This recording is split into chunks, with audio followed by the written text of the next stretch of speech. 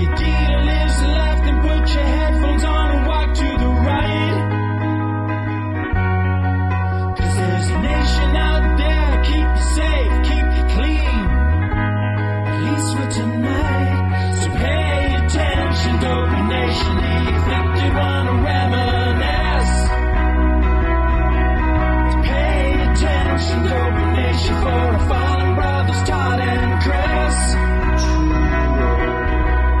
Life seems like a curse, put the hearse in reverse, put a smile on your face at last. So pay attention, Dopey Nation, it's time for the Dopey Podcast. Stay strong, Dopey Nation, time for Dave and the Dopey Podcast.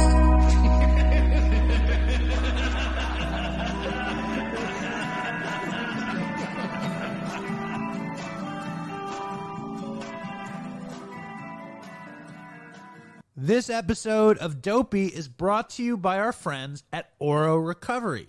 Yes, Oro Recovery. Aloe changed its name to Oro, but it's still the same place, still the same amazing rehab founded by our friend Bob Forrest and his friends Evan, Jared, and Bob. Their mission still to treat addiction and alcoholism with compassion and connection rather than control. They have decades and decades of experience in treating co-occurring mental health disorders, including severe mental illness. They make sure you're kicking your detox is as comfortable as possible, which we all know is the best way to detox. A bad detox is no bueno. Aloe says their detox will be a more comfortable detox, and I believe them. We've had friends that have gone there, and they vouch for Aloe. They also have incredible amenities, including surfing, equine therapy, sound bath meditation, and my favorite, the potentially spiritual transformative sweat lodge. So if you're fucked and you want some help and you're willing to go to sunny Southern California, I totally suggest going to Oro. This episode of Dopey is brought to you by Knockin' Doors Down Podcast, new sponsor. Knockin' Doors Down is a podcast with the mission to end the stigma around addiction and mental health with humorous, honest, and vulnerable conversations featuring guest celebrities, experts, and everyday people. Celebrity guests sharing their stories of addiction and mental health issues include Charlie Sheen, Kelly Osbourne, AJ McLean from the Backstreet Boys, Butch Patrick from the Munsters, the Nature Boy Ric Flair, Kurt Angle, Mike the Situation Sorrentino, Lamar Odom, Scott Stapp from Creed, Brandon Novak, and so many more. It is hosted by Jason, who is in recovery for addiction, deals with childhood trauma, sexual trauma, and a family lineage of addiction. Co-hosted by Mikey, who struggles with substance abuse and mental health issues, including depression and anxiety. I was on the show, and our episode premieres on October 11th. Check them out. Knockin' Doors Down is available on Apple, Spotify, or iHeart, or wherever you get podcasts, and full videos on YouTube by going to kddpodcast.com. This episode of Dopey is also brought to you by Evolution Accounting and Consulting, a full-service accounting firm that can help you with your taxes, your bookkeeping, payroll, and almost any other business need you have. Thanks to technology, they work with people from all over the country and pride themselves on building exceptionally strong relationships with their clients. They say that their passion allows you to pursue yours, because they understand the stress caused by worrying about taxes and accounting issues. When you allow them to take this off your plate, you'll be freed up to focus on what you love to do. Perhaps more than anything else, the firm is run by a fucking crackhead. Fortunately, he's been in recovery for years now, and he knows the struggle as well as the success. Use the promo code DOPEY when you connect with them at www.evolution-accounting.com to receive special discounts. That's www.evolution-accounting.com.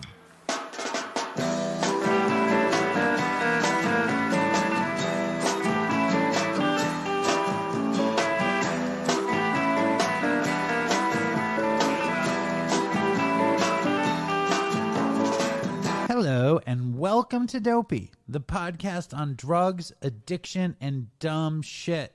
My name is Dave, and I just have to say, every time I make the show and I put that music in and I listen to that music, it takes me back to when we recorded that thing. It's the big Dopey theme song, and the song is called If I'm Not Home, I'm Out Walking Around. And we recorded it in I want to say 1998 in Port Chester, New York, and at my friend's studio. And now it's like this big time podcast theme song. And back then I was on heroin and we recorded that song, and we never would have imagined it would be the theme song for the most important addiction and recovery, whatever drug podcast in the world. But it is. It finally arrived. I'm exhausted. I'm at my dad's house. Yesterday, the podcast finally earned its weight in gold, or weight in salt, or whatever the expression is. There's a big time Dopey fan named Maddie. I'll just say Maddie V. And Maddie V is a guitar tech for Anders Osborne. And if you're a crazy Dopey fan, you know, or if you're a music fan, you know who Anders Osborne is. He was on an episode of Dopey, and then he was on DopeyCon 2. He did a song, and Maddie V is his guitar tech. And that's not how we got Anders on, but somehow I got in touch with Maddie over the years, and he invited me and Linda to go to the Beacon Theater last night and see Anders Osborne and to see the Tedeschi Trucks Band.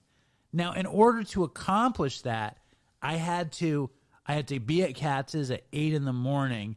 So I drove in, takes 3 fucking hours. I woke up at 4:30, left the house at 5, parked the car at the Beacon Theater. Now, I don't know, how much would you imagine it would cost to park a car at a parking lot from 8 in the morning till 11 at night? How much would you guess? It was $79. But we had free tickets, whatever. Parked the car, go to Katz's, made some orders, fucking went to a meeting. Not a 12-step meeting. I went to a meeting with a guy from Madison Square Garden Network who's excited about working with Katz's. Recorded Dopey, did some more shit, did some more work, met up with Linda, had dinner, went to see Anders Osborne and the Tedeschi Trucks Group. It was pretty fucking amazing show, crazy musicianship. But I wanted it to be like this big deal. Like when I got there, they'd be like, oh my God, it's Dave from Dopey and his beautiful partner. But they didn't. They had my name misspelled on the fucking tickets. We were supposed to get backstage laminates, which they didn't give us. And they wouldn't even let me bring my book bag in. They told me I had a backpack, which I always have with my laptop in it. And they were like, I'm sorry, you can't bring your laptop in here. And it's like, why can't you bring a laptop to a concert? If everyone has a phone, the phone is like, my iPhone is better than my old laptop. I can't believe. So they were like, you have to take the bag to a bar on 79th Street where they have a bin which serves as the storage for the Beacon Theater. I couldn't believe such a thing. But because I had parked the car next door, I just took the bag to the car. We went to the show. We had a lot of fun. I'm hearing my breathing on the mic. It's making me crazy. I don't know if you guys are paying attention to these Patreon videos, but I have this friend named Howie who's trying to turn Dopey into this YouTube channel. And I think he's fucked with the settings on the Rodecaster. And now all I can hear is me breathing like I have COPD, when in fact my lungs are incredible. Anyway, I dropped the fucking bag off. We went back to the show. Our tickets, I thought we'd have some crazy tickets because I'm such a podcasting legend, but we didn't. We were in the lower balcony, which was still the best tickets I ever had at the Beacon. It was fun. And fucking Anders Osborne, high octane rock and roll show. Tedeschi Trucks, crazy musicianship. Like, Derek Trucks is obviously one of the greatest guitar players out there. And Susan Tedeschi is one of the greatest guitar players out there. I didn't realize she was such a sick guitar player. But we had a lot of fun, so I want to thank Maddie V for hooking it up.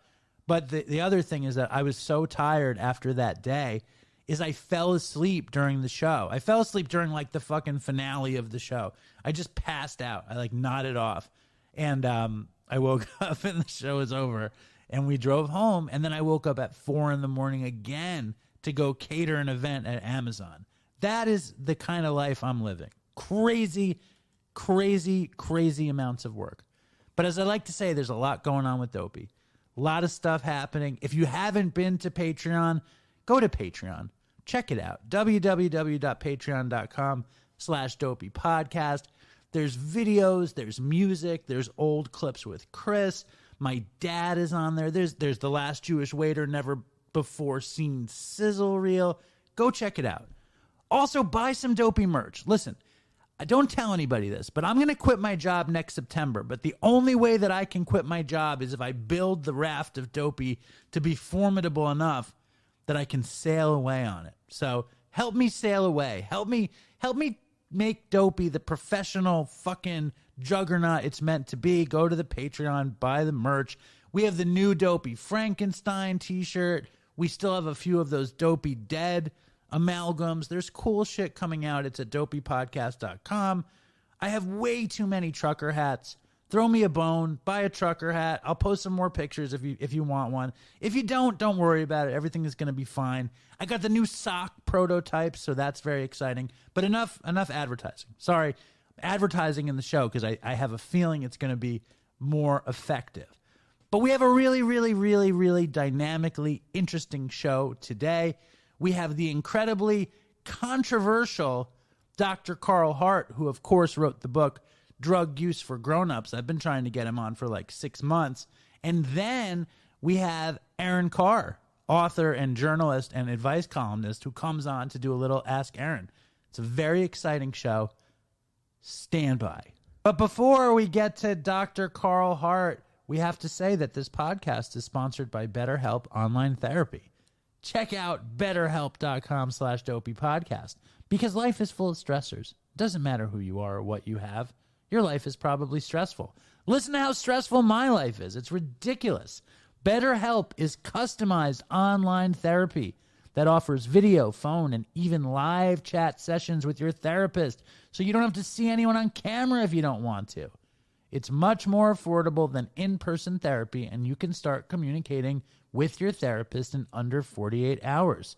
Unload the stressors and get some unbiased feedback. You'd be pretty surprised at what you might gain from it. See if it's for you. This podcast is sponsored by BetterHelp, and Dopey listeners get 10% off their first month at betterhelp.com/Dopey podcast.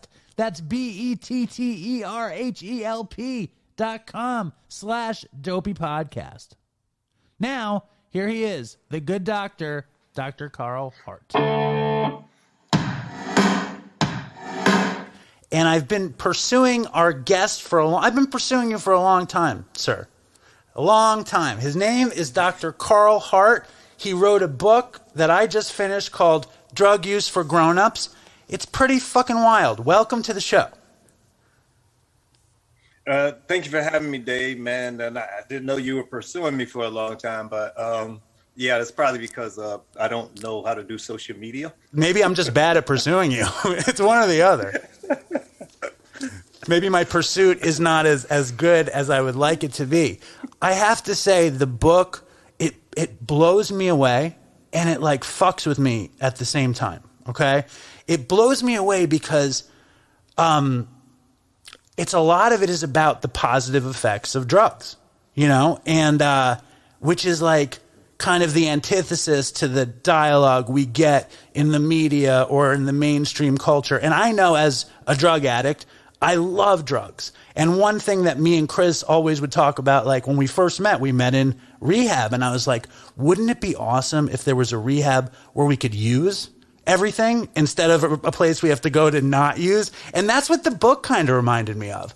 Like, you go through each substance and the upside to all of them. And like, first thing I want to know is like, you're a PhD psychologist, author, speaker, scientist. When did you get interested in drugs in general?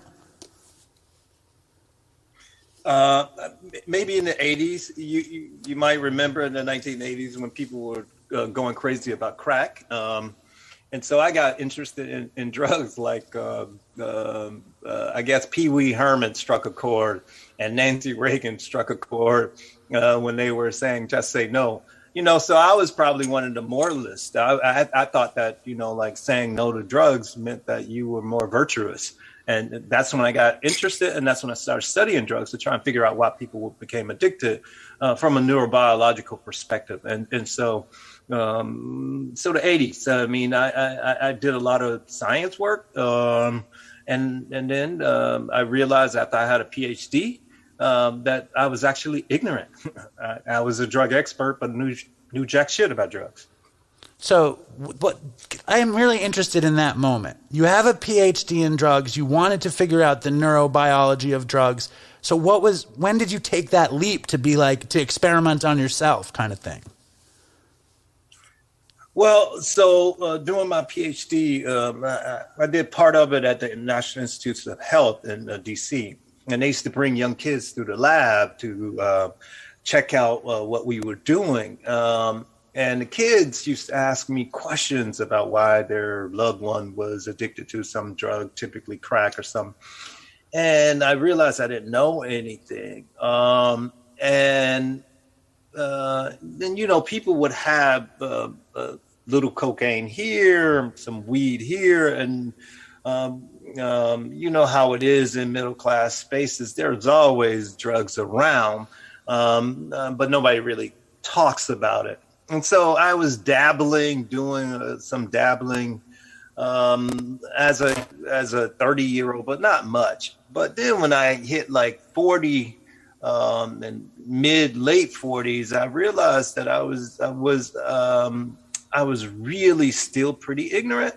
And I had opportunities. I traveled around the world, like Colombia, South America, where cocaine producing countries. Why not do some cocaine in a cocaine producing country? Or near opioid producing country? Why not do some opioids in those places? And then turns out those drugs are really good in those kind of spaces. And people just do it like caffeine. It's not this big deal. And so when you take away all the morality and the emotionality out of it, it becomes it's just an activity that you do with your friends. And then when you do this with your loved one, particularly some special person in your life, like my wife, and then it's like it's even better. You're not hiding, you're not doing those kind of things. It doesn't mean that we somehow forwent our responsibilities. It just actually kind of took the relationship to a different level. And but that was, like I said, late 40s, 50s. I'm an adult. Our children were nearly grown. And then so then I started to ask the question, like, why do we have these sort of restrictions placed on adults on this behavior when it could be such a positive thing? Right. What was the first one? Like, first time you were in Colombia, like, when were you like, fuck it, I'm going to do this? Like, this is the origin story. It's like you're Spider-Man and you got bit by the radioactive spider. Like, when did you take the leap of faith and were like, I'm going to actually try this? I want to see what this is about. I'm sure it was after 2013. It was not a big deal, quite frankly, man. It was just like, oh, everybody's doing this. Cool. Oh, that was nice. In fact, that was lovely. You got any more of that? And then it was over. It was just over. You go back to your life and doing what you do. I think MDMA might have been probably a more sort of earth-shaking or changing kind of thing, because you do that, or at least I did with my wife, and it was it was one of those situations where we both were like, oh fuck, life can be kind of good, and you ain't so bad yourself. So that was kind of cool. That is incredibly cool. I mean, I remember the first time I did MDMA, and like I just couldn't believe it. I couldn't believe something like that existed. And I couldn't believe how it made me feel. I felt the same way about heroin. Like, the way you write about heroin is how I felt about heroin in the very beginning. You have a lot of beautiful things you've written about heroin. I want to read one of them to you. the last one, because you talk about heroin as a very almost a sympathetic drug that you can feel this sort of like what's the word? Introspection. Like people don't talk about that around heroin, and you talk about it in this very, very beautiful way. You say, I'm going to read this because I really enjoyed it, but it also fucked me up. Let's see, where can I find it? I'm annoyed at myself. I can't find it. Fuck. Well, we got time, man, so take your time. I appreciate that. Jesus, man, I just had it. Oh, man. You say... Fuck me. Hold on for 1 sec, doctor. Forgive me. It's very embarrassing. Just hold on. You say... Yo, man, you with family. There's no reason... Thank you, sir. When heroin binds to my opioid receptors in my brain, I lay my burden as well as my sword and shield just down by the riverside, just as described by the Negro spiritual song, Down by the Riverside. And that when there's nothing you like more than doing a few lines of heroin by the fire, it's like, holy shit. Like, that's amazing in itself that you're willing to put it out there like that in this world, right, because first let's deal with that. Let's deal with the beneficial aspect of heroin before I go to the other side of it. Can we just deal with that for a second, that quote that you just said? You know, I wrote it because of people like you. And like all of the interviews that I've done so far for the book, nobody pulls out shit like that. And, so the book is really about love and teaching us to be better people. And that's what like heroin does for me. It makes me be more understanding of other people. And particularly like with this book tour, there has been it's been this bifurcation. There have been those people who really are feeling it like you. And then there are other cats or other people who are like really judgmental, acting as if I've insulted their mother by just saying what my experiences are. And so, but for the most part, people in the media, like what I like to say is that I hate fucking being judged by dorks, uncool people. And those are the people who are in the media for the most part. And this is not to say that like people who are dorks are bad. That's not to say that. It's to say that if you're not hip or cool, that's okay. But don't fucking judge other people just because you don't understand. That's what I mean. Just like we shouldn't be judging like dorks or nerds or whatever. We shouldn't be harshly judging people like that. But so the media is predominantly staffed by people who are uncool. And then they're talking or making judgments about a person like me, who like all of my life I've been cool or I've been with the cool kids. And that's a fact. And so it's like, what the fuck? It's like having people, aliens, comment on humans and vice versa without understanding who you're talking about. And so like that quote that you pull out, or the way that you see how I describe heroin, helps me to feel more compassionate about those people that frustrate the fuck out of me. Well, I think that's something that I was really thinking about a lot, that you're on this book tour or you're talking to all this mainstream people who don't know what it means when heroin makes you feel like you lay your sword and your shield down by the riverside. It's a real thing. Or like even when you bring any kind of drug experience to a mainstream person and you have to like talk about liberty and substances, it's like when you come to a show like Dopey, like we're just drug addicts. So you know what I'm saying? So like I think the purity of the message is incredibly valuable. Where I get confused and scared and jealous, all those things at the same time, is like for me, I got that exact feeling from heroin. Like I got that wonderful feeling. Only for me, like I've heard you write about it, and I've heard you talk about it, that you would never do dope, like, and catch the nod. Whereas like if I didn't catch the nod, I didn't feel like I was doing dope correctly. And I heard you even say that it's the opposite. But for me, I like, you know, that's the real question. It's like, and that's why people give you shit. And I'm not trying to give you shit. I'm interested, like, where's the line and what happens to somebody like me, in your opinion, or through psychology, like, and through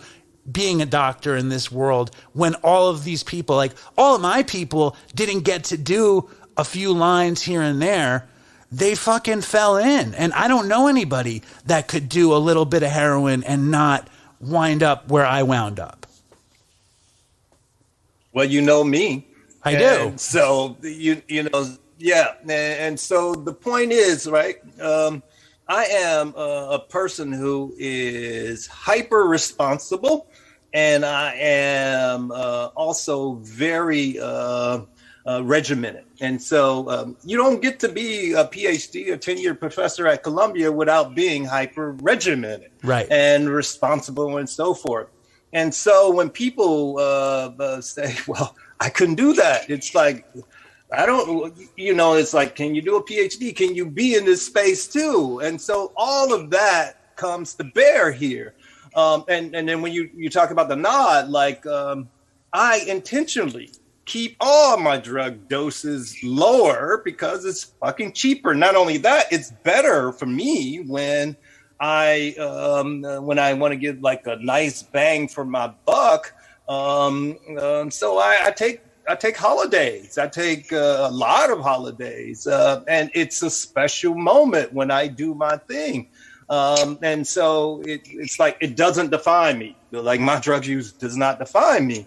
The thing that defines me is live and let live for everyone.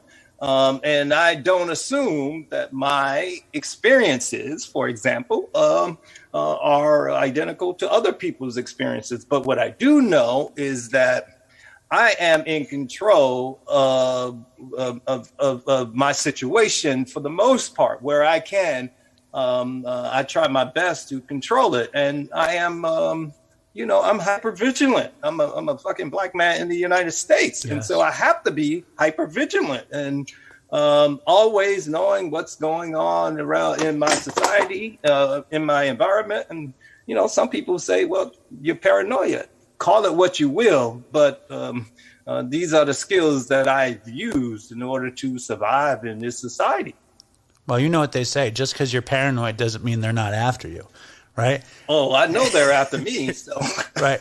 And I appreciate that. And when I hear you say hypervigilant, like, that's the kind of talk I talk about in my recovery. Like, I was not hypervigilant in my life. I was a mess. I did not protect anything I had. And then I fell in love with heroin. And like, one thing I read in the book that also really interested me was your experiment around withdrawal, because you wanted to understand what withdrawal was. So you decided, and you had a bottle of morphine, and you were like, this should work, right? So you took the drug for, what was it, 3 or 4 weeks, something like that, 30 days, and then you kicked. Yeah. And I think it was interesting the way you described it, because you talked about, like, the thing that really caught me about it was, like, you were like, it's kind of like the classic shit, like flu symptoms, diarrhea. You had that pain, which was acute and interesting. But the thing that you said that really, like, I don't know, it sparked something in me, is when you said, in terms of the craving, I could take it or leave it. That's what you said, right? Yeah. That's what I said. Yeah. Well, I think, but that's exactly, okay. No, and there's nothing wrong with that, because like what you just said, I agree with too. It's like, however it affects you or it affects me. Like, I totally agree with you. I had the same exact experience around the withdrawal with the physicality. There was some pain here, more pain there, but the craving for me was like, I couldn't deal with it. I could not handle the craving. And that's why I was around this shit for so long. I guess there's no question. Yeah, you know, I don't know what to say, really. I think I've had a lot more craving for just drugs in general during the pandemic, because we all have been kind of locked down. But again, craving is not a big deal in my life. It's like, okay, if I can't have it, I can't have it. Move the fuck on. That's how I deal with myself, and that's part of my discipline. Totally. When you're in this world, like in this world of research and drugs and science, and obviously, let's forget like the catchphrase of opioid epidemic and all that stuff. But when you're dealing with like a community of drug addicts and they come at you with, how can you say this? Like, how do you put the two things together that someone who can't do heroin every day, like, I guess you just did. It's a live and let live situation. Yeah, I don't do anything every day besides breathe and eat, probably the same thing. And then so like if people are saying like, well, my experiences are different than yours, that's true. That's right. And there are reasons that people's experiences are different. And if somebody wants me to help them to understand how they are different and how they want to change or not, that's cool. I'm willing to do that kind of thing. But it's not a surprise that the experiences are different. And as a researcher, like the first thing that I really want to know is like, where do you get the good dope? Like, what happens? Do you go to some government spot and it's got like an American flag stamped on the bag? Like, what does it look like? What do you mean, man?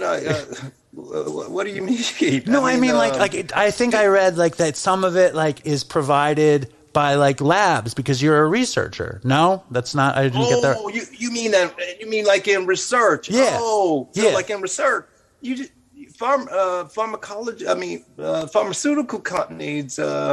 You order cocaine just like you would order, I don't know, some other prescription medication from a pharmaceutical company. Heroin is legal in Europe. And so there are pharmaceutical companies that make heroin.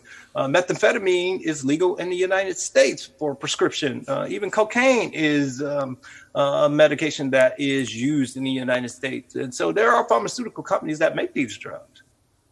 Right. And so they just sending you pills. They send you, like with dope, they send you powder. Like, what does it look like as a heroin addict? What does it look like? So it's powder. The heroin is powder, and the pharmacist dilutes it and does up the dose. But yeah, whereas cocaine too is powder. Some drugs are pill form, but those two drugs are powder. You're looking at me like I'm crazy. As a person that used to go get drugs, I'd get like bags and it would have stamps and this and that. So my imagination wants to know, like, does it come in a vial? Does it come in a like, what does it look like what you get at the pharmacy? Like, what does it look like? I'm just curious. Well, so something like heroin would come in like, a bottle, a big bottle, just powder, and then you would inject the fluid in there to dissolve it a certain amount, or not you, but the pharmacist would do that. And then they would just take out the amount that they need to take out for that patient or that research participant for the day or for this session or what have you. Nice. It's very interesting to me. And then I know also you did some work in Switzerland working in these heroin clinics, which I find to be so fascinating. And when drug addicts show up in a Swiss clinic, do they hang out all day? Yeah, no. So people, let's just talk about the folks who are in the heroin clinic. Most of them work. So they come in the 7 o'clock hour, for example, twice a day, the 7 o'clock hour. And they come also at the 5 o'clock in the evening hour. They come, get their injection, and may hang out for a few minutes or what have you. And then they're out. They go to work for the day or whatever they do for the day. And then they come back in the evening. They may hang out and wait and talk to other friends who are also a part of the clinic. They may do a wide range of things, but it's just like a normal activity. It's not a big deal. They're not showing up to get high. They're showing up to get their dose and be on their way. They're not like chilling and watching TV and getting high and nodding out with a cigarette in their hand. Nah. So many of these people have been in the clinic for a number of years. So That's just so most the average sort of dose that they may be getting to hit is like 500 milligram, half a gram, right? And some of them bring their alcohol, some of them do whatever, but they do their thing and then they bounce typically because they're going somewhere else to chill after work, that is. Yeah, they're not hanging out in the clinic per se, because the clinic is just a place that they get their drug. Because as a heroin addict, when I would read about Switzerland's heroin clinics, you get a fantasy in your head. Because obviously in America, in New York, you're running to a spot, you have to meet some sketchy person and who knows what you're getting. And then you hear about these countries where they treat the drug addiction with the drug, and you're trying to imagine what that would be like. I heard you on Joe Rogan, and Joe Rogan asked you, what do you think about rehab? And you said, well, if I had a loved one who had a drug problem, I would send them to Switzerland. Yeah. Like some of the questions that you're asking about the Swiss program, for example, I guess sometimes I get a little worried too, because the Swiss are just practical people, and they think of this as just a medicine, and we're helping to make people feel better. That's it. Whereas Americans bring all this bullshit to this conversation, and because we don't know what practicality is or freedom really is. And so it's not a big deal. Like heroin is a drug, just like caffeine is. I was just drinking my caffeine. We're not having a long conversation about the thing that I was just drinking. So why the fuck are we acting like heroin is so different? We're acting like that because in the United States, we treat it like that. But that has less to do with the pharmacology of heroin and more to do with our social bullshit in this country. And so it's sometimes kind of frustrating to have the remedial conversations. Like the United States is not the way. We should not be teaching people how to live, because we don't know how to live. We don't know how to treat people. So it's a little disconcerting to have to come back to this bullshit. Like I told you, I just came back from Switzerland. And so now you're asking me to think like a fucking child again, and it's hard. No. I'm not trying to think like a child. And the thing that I like I'm just trying to be honest and share like my own personal thoughts around this thing, because it was it's not you. No, it's not you. I mean, these are good questions for the American audience. I get it. I'm not saying that. All I'm saying is that it's just hard for me, to okay, I got to step back into this bullshit. Well, that's it. The coolest thing about the Swiss system, in my mind, is its unabridged compassion. It's like they want to take care of their people. They want to make sure their people don't get bad shit. They want to make sure their people aren't dropping dead. They're not getting AIDS. They're not getting Hep C. It's about compassion. You know what I mean? It's a very simple thing, right? Isn't that the root of their whole plan? That's it. And we don't have a compassionate system here, Yeah. So the Swiss are not perfect. So I don't want to send that message either. They have their own issues, but they are at least practical. In the United States, I guess you can say we are practical, but the ends towards which we are practical, they differ. In that, in the United States, we are practical in that we use drugs as a tool to support certain sort of groups in our society. The media, law enforcement, drug treatment, all of those people we use drugs for. And then at the expense of people who are using drugs. And so that's practical in that when the jobs leave places like West Virginia, Michigan, Ohio, you replace them with drug treatment bullshit, the low-paying jobs, law enforcement, low-paying jobs. that are predicated on the sort of imprisonment of certain other bodies, the people who are using drugs. And so I guess that's practical, but that's wicked practical in my mind. And that's what we do in the United States, whereas the Swiss, they don't do that kind of wicked practicality. Their practicality is to try to serve the greater benefit of the society. And in the United States, we know we're taking advantage of people who use drugs. And the people who use drugs oftentimes are active participants in that bullshit by upholding many of the stereotypes about drugs. And so they blame drugs too, just like the law enforcement personnel, just like the politicians.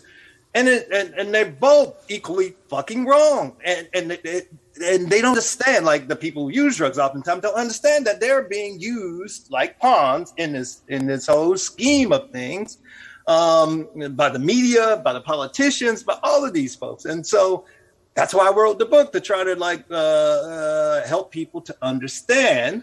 And the people who use drugs too are not equal.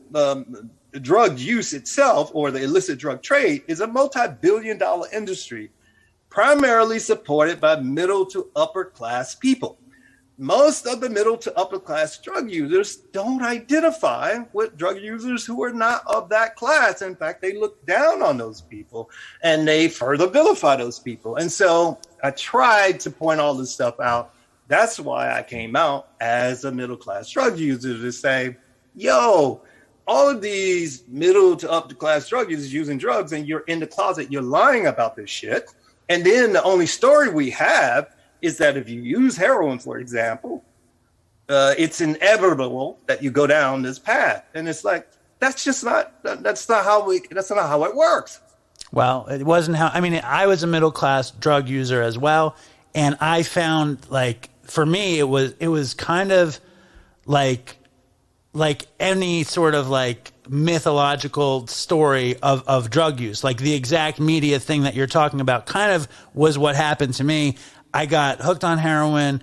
I wound up on methadone. I wound up unemployed. I wound up, not being around so many middle-class drug addicts anymore. I wound up being in public institutions all over the place. And it was a bad time. You know what I mean? It was a bad time. And like, I couldn't compare heroin and caffeine because I live for the heroin. You know what I mean? And like, I didn't want to stop. I loved the heroin too much that I didn't know. Let's stop. Let's just stop. Let's stop. No, let's unpack this. Caffeine is legal. We can go out and get caffeine. I'm drinking some right now. I'm with you. We can't. Right.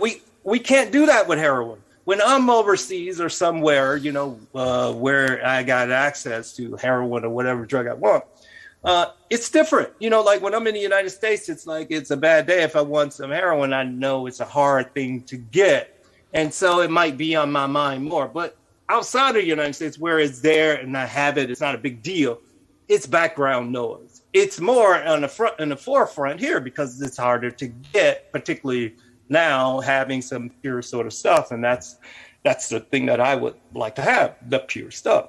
So when you say, when I compare it to caffeine, I'm, if all things equal, like if it's available. But when you restrict it, now that restricting becomes involved in this sort of this formula. And that plays an important role. But if they both were equally available to us, and then we could really compare it. And then another point that I want to get at is like, how old were you when you got into trouble with heroin? When if it you started? were young. When you got into trouble, not when you started. When you got into trouble. Well, I got into trouble from probably 25 to 35. You know what I'm saying? Like it didn't get better. I feel you. I feel you. Okay, so like when I was 25, 35, I was doing some dumb shit that I wouldn't do at 55 today. Right. And that's just how it works. And so when we're talking about these sort of things, many of the people who are talking about getting in trouble with drugs did so when they were young people. And we also did a lot of other dumb shit. But that other dumb shit that we did don't have the kind of currency that drug use has. And so it's like, if you talk about the dumb shit that, like, for example, you might have done with the opposite sex or with some loved one, it doesn't have the same kind of cachet as the dumb shit that you did with heroin. But they're equally dumb shit that young people do. And then as you get older, you hope people start to minimize the dumb shit that they do. If they don't, then they won't be around to tell us about it. Exactly. Like my friend Chris, who died I think he was 33 when he died.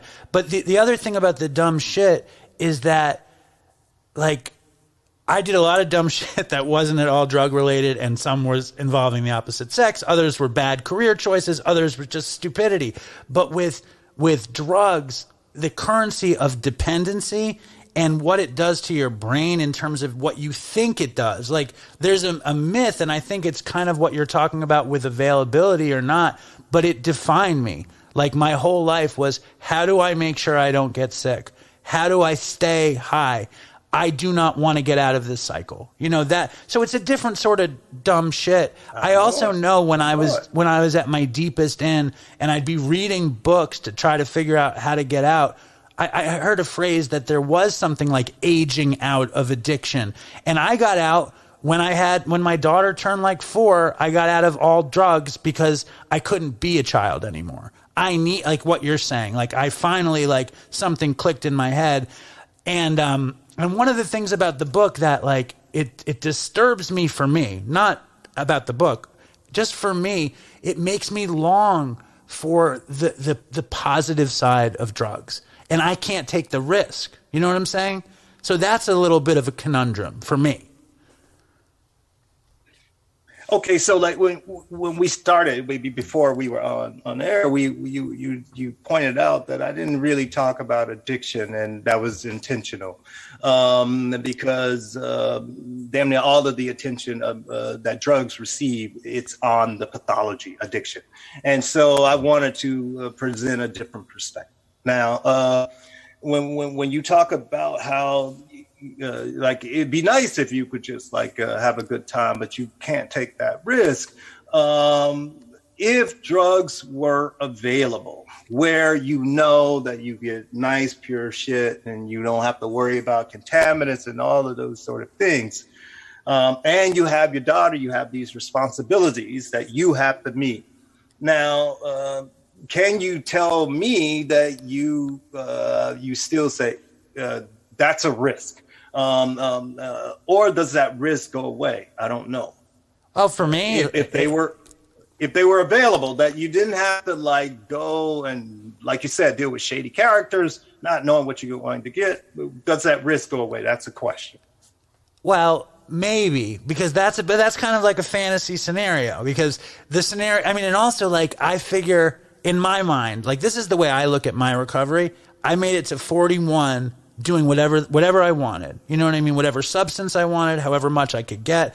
And I wound up, like, I was a waiter in I work at Katz's Deli. I was a waiter at Katz's Deli on the Lower East Side. I was subletting an apartment. I was splitting custody. And that was at 41. And I figured, if I'm lucky, I'll live to 82.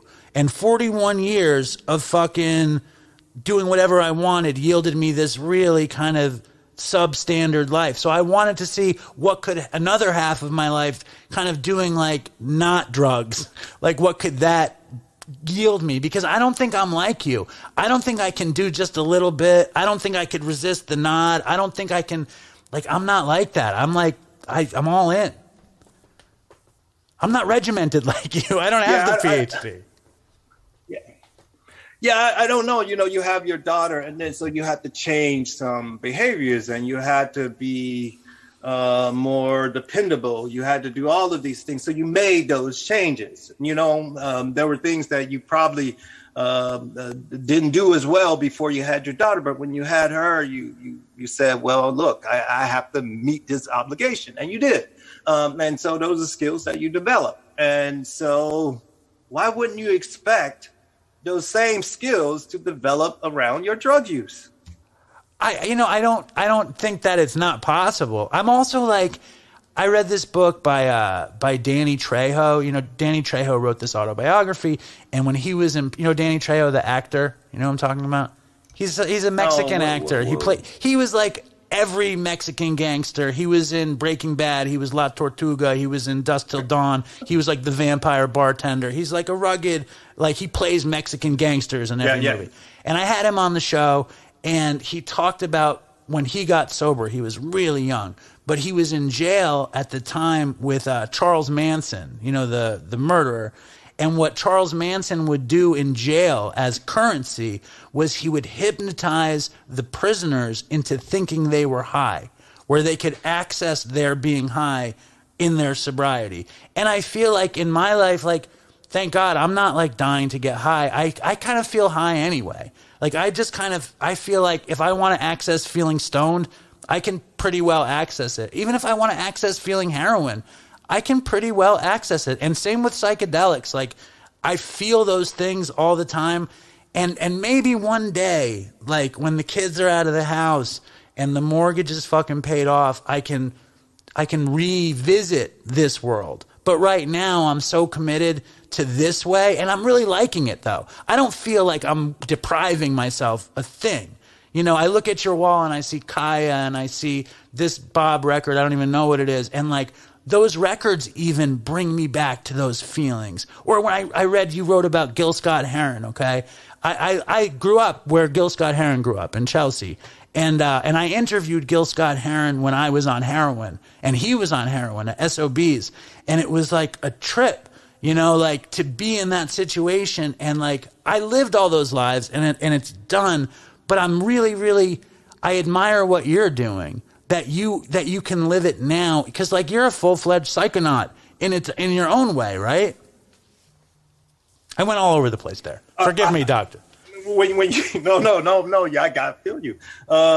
You know, when you say what you're doing, I don't know what I'm doing. All I'm doing is living. You know, I'm trying to enjoy my life. I'm trying to enjoy my wife. Sure. Our kids are out of the house, like you said. Yours are not. Our kids are out of the house. The only sort of real responsibilities that I have are to, like, I teach my class, I do my thing. That's it. I mean, these are the least amount of responsibilities I've ever had in my life. And so it's a beautiful time. So when you say what you're doing, I'm living. That's what I'm doing. That's all I'm doing. And, you know, on some days that includes some psychoactive alteration, which is cool when that happens, or when it doesn't happen. There are other things that are going on. Like the other night, I went to see a friend, Neil Brennan, do his comedy. That was mad cool. You know, those kind of things are cool. That's it. I'm just living, and I don't have any sort of restrictions on, like, if somebody has some really good MDMA and they'd be like, yo, you want to, you know, share this with them? I don't have any restrictions saying, no, I don't do it. It's like, absolutely, that sounds good. That's cool. No, I mean, I hear you, and I'm envious, and I also like, I appreciate you laying out a roadmap for what drugs do. You know what I mean? Without the baggage of what they do to certain people. Like, I think that's important in itself. I know you've gotten a lot of fucking flack from the mainstream media. Have you heard a lot from recovery groups? Do those people come at you in any kind of way?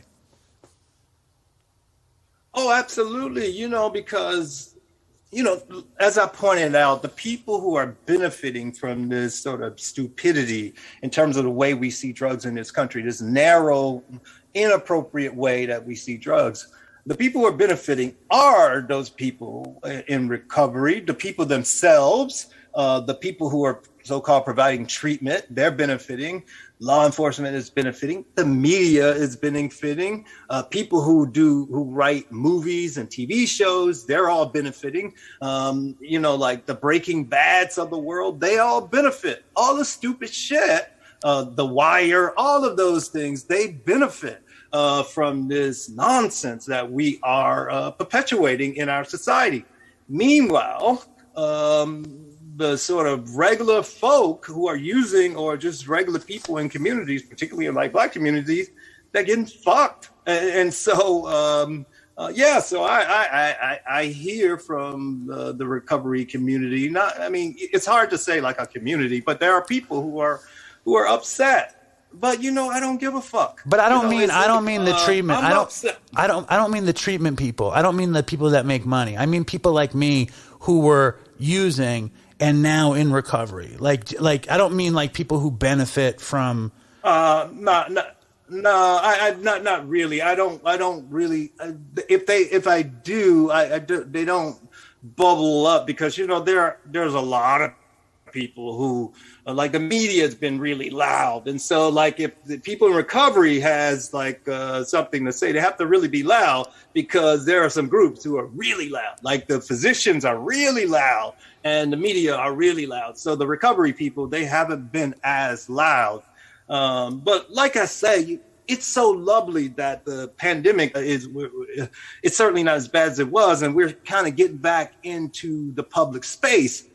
I can't wait to be out in public so people can like come to me with that bullshit that they say. I mean, I want to hear people say it to my face. I want to hear people like bring it to me because it's like all of the fucking harm that this approach has done in this society, and you fucking got a beef with me?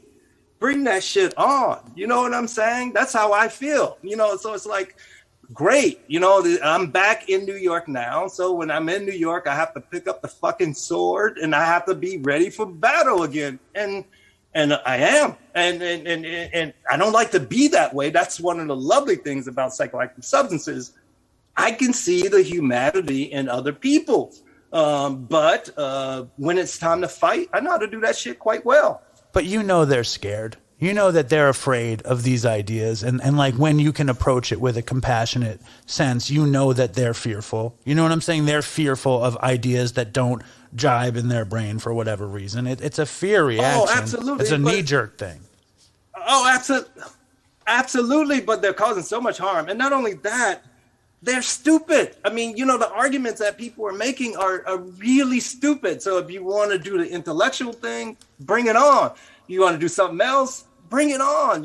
As they say, I wish a motherfucker would, as they say, so it's like, I'm either way. It's like I prepared all my life for this sort of thing. And so if you're going to say something that so goes against the dogma, you damn well better be prepared. And trust me, I am.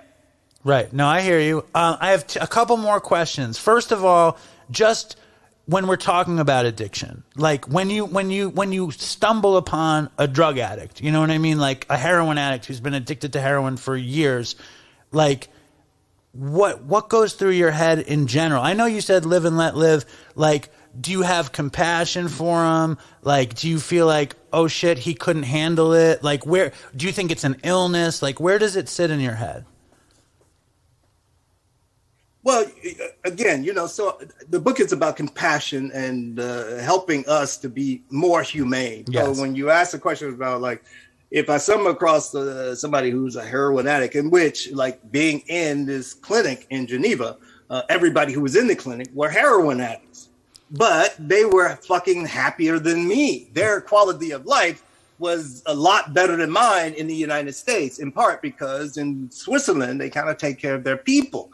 So it's like when you say a heroin addict, it's not this sort of monolithic sort of group. Down and out, right? I suspect if you're talking about somebody like down and out, I go to places all around the world from the sort of Appalachia in the United States to Northern Ireland, and you see these people struggling.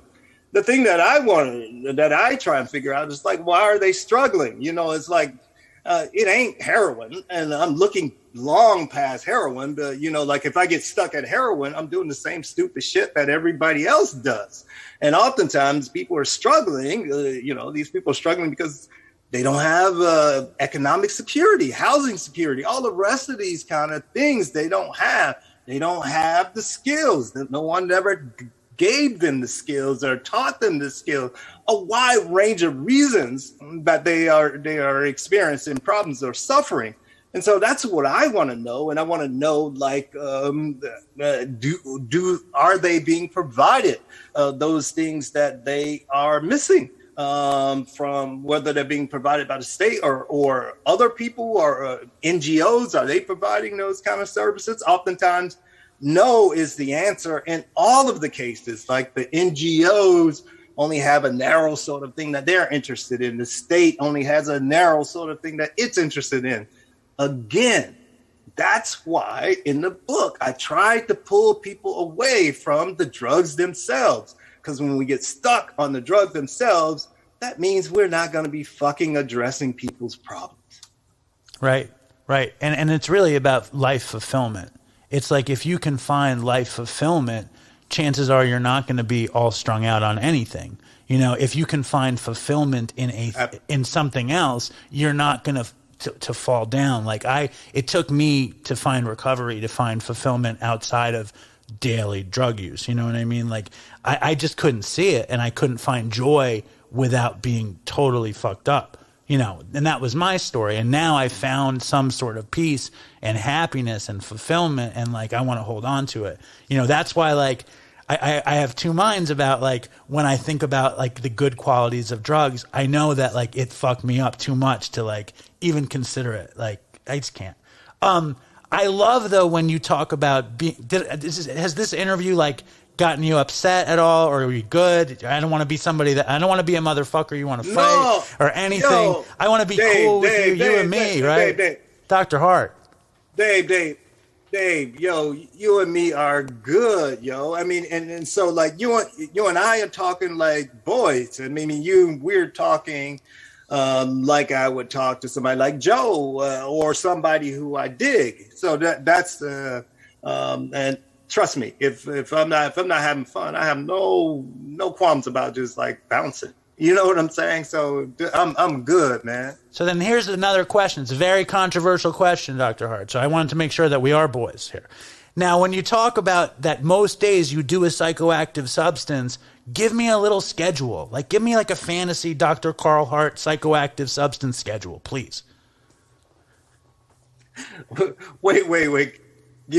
Be more specific, please. Okay, like today is, what is today? Wednesday, okay? So like what psychoactive substances might be on the menu between today and next Wednesday? Yeah, right on. So I now teach Tuesdays and Thursdays, and the day is Wednesday. So what the day is, I interrupted my day to do this with you. Typically, nothing's on the menu besides preparation for the class on Thursday. That's the same thing on Monday. So Monday and Wednesday look exactly the same. All day preparation for the class the following day. And then Thursday evening or something, I may look or may try and do like a comedy show or live comedy or something of that nature.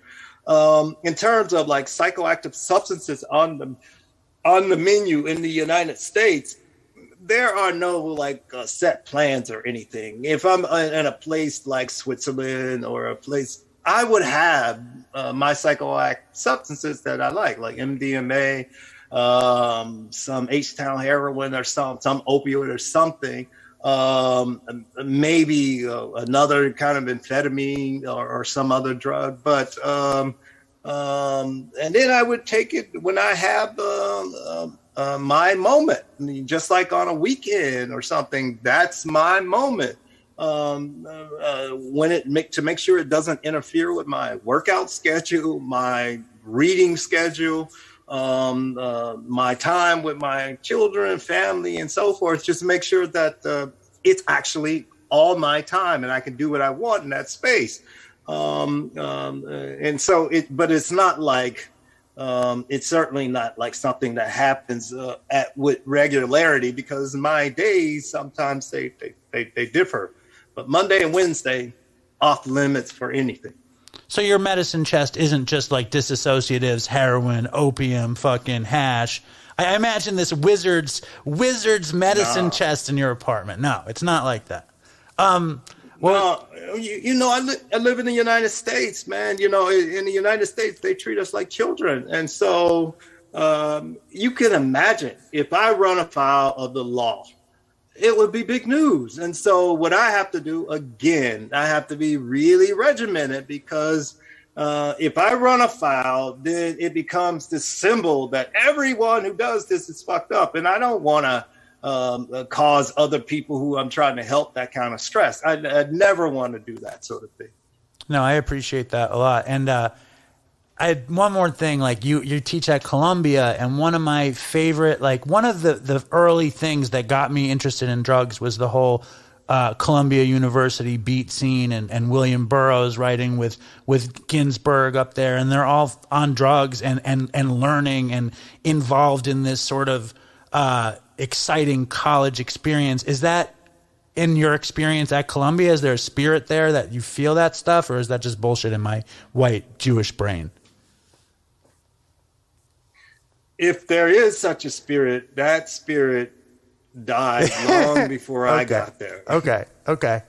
I actually, I went up there years ago. My friend was in school, and I hadn't become a drug addict. I was playing in a band, and some dude offered to front me an ounce of weed to sell it for him, and I took it. He was some frat boy in Columbia, and I took the ounce of weed from him, and I never went back. And I just stole the ounce of weed from this kid in Columbia. That's my big story about Columbia. Dr. Hart, you've been eminently patient and super fun, and I really appreciate your honesty in coming on the show. I do.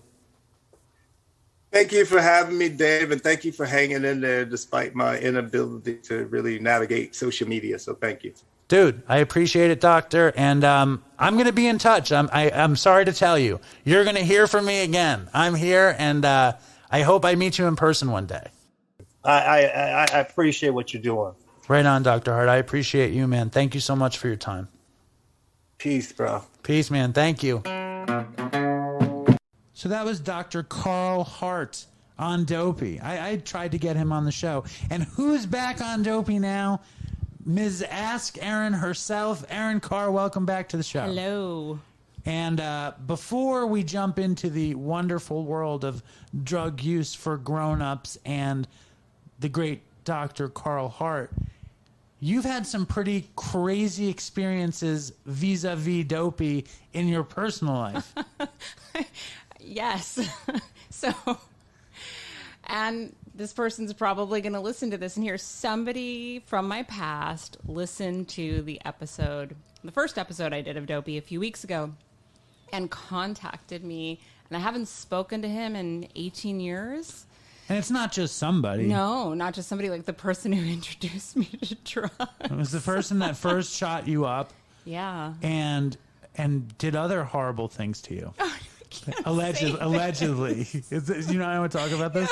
I don't want to cause more problems for myself. It's fine. Like, I wish him well. It's all good. It was just a bit of a shock to hear from him. I had spoken to him post all of the events that happened in my youth, but I hadn't spoken to him since I was pregnant with Atticus. So it was a bit of a shock. And a lot of people I know who weren't as big of a shock contacted me because they heard me on the show and I hadn't been in contact with them. So apparently, I think I told, another person who I dated contacted me and said that he heard me on the show. And I was joking with Dave that there's got to be some sort of Venn diagram for people I was romantically involved with and Dopey listeners. And drug addicts. Yeah, well, obviously, yeah. Well, I mean, it's interesting to me because I've been making this show for almost 6 years, and very few people have come out of the woodwork at all. Nobody. Really? Nobody has come out of the woodwork. No ex-girlfriends or people from elementary school? I had a friend of mine on the show, and it was a very crazy story where it was his girlfriend cheated on him with me. She left him for me, and I was in a long-term relationship with her. Right. And he came on the show and we talked about it, and he was like, "Oh, we should, I'm sure she listened. We should tell her." And I was like, "I don't think she listened. Nobody listens to this stupid show." And I called her up to tell her, and she hadn't listened, and she didn't know, and then she listened and felt bad. So nobody in my past, for some reason, listens, and in your past, everyone listens. Oh my gosh. It's so weird. So many people. Well, That shows the magical reach of Dopey. It does. It just means that you have a large audience, right? Well, but it's weird that I haven't had the same phenomenon. It is weird. It is weird, but I think I should look at that as a blessing. I bet you people who have listened, who actually are connected to me, don't want to tell me, or maybe they don't want to listen to me because I've done them wrong in some way or another. That could be. Or I'm sure there are a bunch of like closet listeners from your There was a woman from my elementary school who started listening after This American Life. Mm-hmm. There was a little chunk of people who were like, ooh, I know that guy. And they listened and they were like, I don't want to listen to this anymore. and then the real dopes came in, and the real dopes benefit from listening to Dopey. And the fake ones are like, I think I've heard enough about heroin and stuff. It's like a drive-by Dopey. Yeah, something like that. And but let's talk about Dr. Carl Hart and drug use for grown-ups. And the first thing I need to say is that I was very disappointed with myself in this interview. I don't know why. I'll tell you, because like when I sit down to interview, and I'm doing air quotes when I say interview, when I sit down to interview someone, I never write questions. I just write like notes, and I write topics to talk about. These are actually my Dr. Carl Hart notes. Right. And it says, Dr. Carl Hart, curious, drug use for grown-ups, ignorance versus addiction. Where do you get drugs? That was my one question. Addiction? Question mark. That was like, so like if I had questions for him, like, what do you think addiction is an illness? That was the question I had to ask him. But you kind of asked that. I know before I listened to the interview, you had told me that you didn't ask that, but you did kind of ask that. He didn't really give you a clear answer, although I did make notes while I was listening. Erin Khar is the most organized Dopey guest. She has double-sided notes, so why don't we talk about some of your notes before we get to the Ask Erin portion of Dopey? Right. So one of the things that he said when you asked that question, basically, he said that psychoactive substances allow him to see the humanity in other people. And then he sort of intimated that if we eliminate trauma and mental health issues like anxiety and depression, the experience of drugs would be different than like what you and I have had with drugs. So it really, and I think he's probably right. But how can you do that? But although, well, a lot of therapy, like, look, I don't have cravings anymore, right? At all. And that's because I've done a lot of work, right? That said, I could probably do any substance except for heroin casually. I wouldn't, because I don't think it would be, I just don't have the desire to like test it out. But as he was talking about heroin, I was like, yeah, like that sounds great. Like the way he's describing it sounds awesome. But two things, I don't think that would be the experience for me. I think it would go south really, really quickly.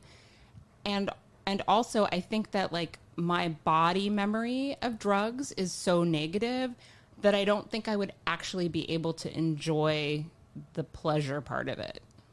Yeah, I mean, the last time I did heroin, I've told the story on the show many times. I didn't do it for, I don't know, 4 years or something, or maybe I didn't do it for like a year and a half.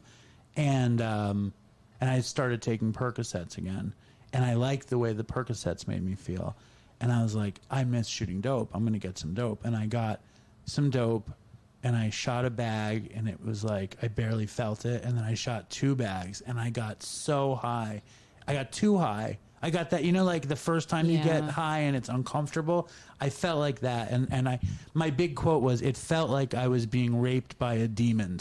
Like it was like, you know, like when you have like, it's like when you smoke cigarettes at first, when you're not used to it, it's that gross, pleasant. Yeah. That's how heroin made me feel when I didn't do it. So I feel like if I sniffed a line of good Afghan heroin by the fire, Dr. Hart, Dr. Hart style, I think I might enjoy it because it would be just a little like he said that when he nods, he ruins the dope high. Right. He said if he slurs, he's not doing heroin right. And for me, I like had activities set up to ensure that I would nod. Like I had a guitar always there so that I knew that if I played guitar when I did dope, even if I had a tolerance, I would fade. I'd have a comic. I would read comics when I did heroin because it would make me nod out. I would do these things so I would get a nod. Yeah, for sure. I mean, definitely like obliteration was often the goal for me. But I think that the last you know, like the end of my using, I just wasn't even like, there was no part of the high that was enjoyable. I was just trying not to get sick, and like it didn't give me the relief that I was looking for, and like even like nodding out didn't really feel good because I wasn't really sleeping. It didn't do what it used to do. And I don't, and I just don't think, and now like I've had surgeries where, you know, I had like a thyroid, they had like took out part of my thyroid in 2008, and I was on a morphine drip in the hospital, and it was the most frustrating thing because I was in pain, and then I was like, I felt kind of high, but I was just so nauseous, and then felt anxious about the fact that I felt high. So you didn't have the feeling of being by the fireplace it didn't feel with the blissful. Afghan lines. But it sounds wonderful. If somebody was like 100% sure that I could do drugs like Dr. Hart, I would totally do them. Of course. Why wouldn't you?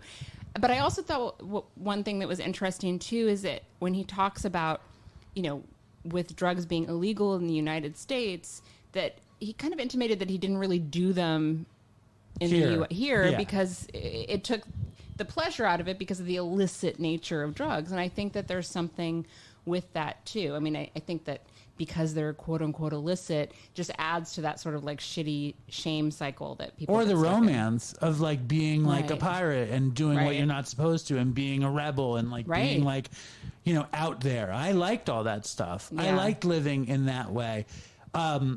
Another thing that I didn't talk to Dr. Hart about that I was really wanted to was he participates in this thing called the Boom Festival in Portugal. Do you know what that is? No. It's like the European version of Burning Man. And they all go out there and get wasted on everything. And he goes out there with some like cosmic recovery crew. Like, and they're like making sure people aren't tripping badly. Right. And he's like on that team. And like they're giving him like pills of disassociative psychedelics and all this shit. And like, he's like, it's crazy. And the thing that like really spoke to me is like, when I read his book, it hurt. Because I wanted to be like him. Yeah. I wanted to be this freewheeling, psychedelic, drug-taking professor. It sounds amazing. I know. But like, so I have two experiences. I have this crazy addiction recovery experience, and then I have that psychedelic, freewheeling, drugs are exciting and interesting. And he doesn't like, he can't relate to the addiction recovery thing. No. And when I talked to him about it, it was like I was speaking French. But I think part of that, I understand where he's coming from because I kind of, you know, it's kind of how I approach recovery as well, is that like it's not the drugs that are the problem. You sound like Dr. Hart. It's not. I mean, I think that that's true. I think because I look at so many people I know in the 90s who even like did heroin, like tried it and like it didn't, But they weren't doing lines of Afghan by the fireplace when they could. They were like, I don't like it. I'm not going back there. No, I know people who did heroin. There are a couple people who did heroin with me casually, and because it was like everywhere in LA in the late 90s. A lot of people did it, and it was something like they did like once in a blue moon, and they didn't, I don't know. I think that for people like that, they didn't have like coexisting other issues, co-occurring mental health disorders. Yeah, or with their psyche. You know, I think that there is something to that. That's not to say that, you know, I don't know if it's fixable. I always think that like ultimately, if what's fixable, the underlying issues, like they're fixable. Like for me, right? My underlying whatever issues are fixable to the degree that I can function, I have a good life, and I've been in recovery for 18 and a half years. But I don't think they're fixable to the degree that I would be somebody who could go use drugs the way that Dr. Hart does. And I've accepted that. Like, that's okay. I've accepted it too. I mean, I'm a little jealous, but I'm not jealous because I'm really not jealous because I know I can't do it. Yeah. You know, it's like it's off the table. Yeah. I don't have the ability to have that experience. And I thought that was interesting too, because he's like, are you sure you can't? You know, he's like, you were a kid, blah, and I wasn't a kid. Right. You know, like, I don't know. I don't see his work as it affects or is affected by alcoholism and drug addiction. Like, it seems like totally separate lanes for some reason. I mean, it is, but I do think there's some crossover too. I think that there's crossover because he's talking about drugs in a way that is, I mean, it's more and more common, but in a way that's like different than the way people talked about drugs when we were growing up. Well, it's the opposite of how people, but where is the talk about addiction and alcoholism in his talk? I think that I mean, I don't want to put words in his mouth, but the impression I got is that he doesn't believe that it's addiction and alcoholism. He believes it's a symptom of another problem. That for people with trauma or psychiatric illnesses, this is just another manifestation of those problems. And I tend to agree. I don't think, it goes back to the thing that like we've talked about before. Like, I don't think that there is like one answer for recovery. I don't think that there's one underlying issue for addiction, but I do think that for many, many people, the addiction is a symptom of something else. Right. 100%. I think it's just, I guess what becomes difficult is to be a tourist in this world of drug use for grown-ups when I'm an adult addict who did that. Right. And it's like a totally different path. You know what I mean? I know where that path led me. And it's fun. And it's like, you're almost like, don't do it. You're going to be like me. This is going to happen to you if you think that you can do drugs like Dr. Hart. You know what I mean? It's like, and part of that's part of that is like the 12 steps too. I don't think so. You don't think so? I forget the 12 steps because like, I'm not saying in terms of recovery, like we can take the 12 steps off the table. I'm saying somebody who and I don't want to bash Dr. Carl Hart. I was super happy. He's amazing. I was super happy to have him on the show. He was cool. He was nice to me, whatever. And I didn't like the interview though, because I felt like I was too nervous and I came across in a way that I don't like to come across on Dopey. But I don't think, I didn't pick up on that, right? So I think the other people, we'll find out. Dopey Nation, if you found that I was overly sycophantic or pussyish, please leave me an email at dopeypodcast@gmail.com. What I'm saying is there is potential danger in reading the book and being like, I would like to do a few lines of good Afghan heroin by the fire. And you do it, and then you're like, oh, I would like to do some more lines of Afghan heroin. And you build up a habit, you know what I mean? Like, and all of a sudden you like went from being this person that didn't think they should do drugs to being a drug addict. I understand what you're saying, but I don't like my mother would never read that book and think, even if she thought it was interesting. How old is your mother?